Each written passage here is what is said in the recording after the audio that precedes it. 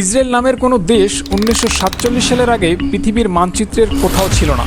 কিন্তু হঠাৎ দ্বিতীয় বিশ্বযুদ্ধের পরে বিশ্ব পরাশক্তি দেশগুলো ভাবল ইহুদিদের জন্য আলাদা একটা রাষ্ট্র দরকার।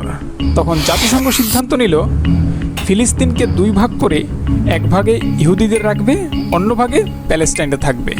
কিন্তু সেখানে একটা সমস্যা ছিল, ইহুদিদের ভাগে তখন মাত্র 6% জমি ছিল, কিন্তু পরাশক্তি দেশগুলোর সিদ্ধান্তে তাদেরকে প্রায় 55% দিয়ে দেওয়া হলো এবং পরবর্তীতে সেখানে ইসরায়েল নামের এক রাষ্ট্রের জন্ম হয়।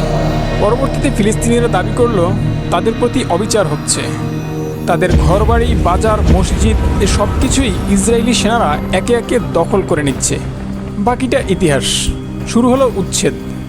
পরবর্তীতে 7.5 লাখ ফিলিস্তিনিরা নিজের দেশেই রিফিউজিতে পরিণত হলো।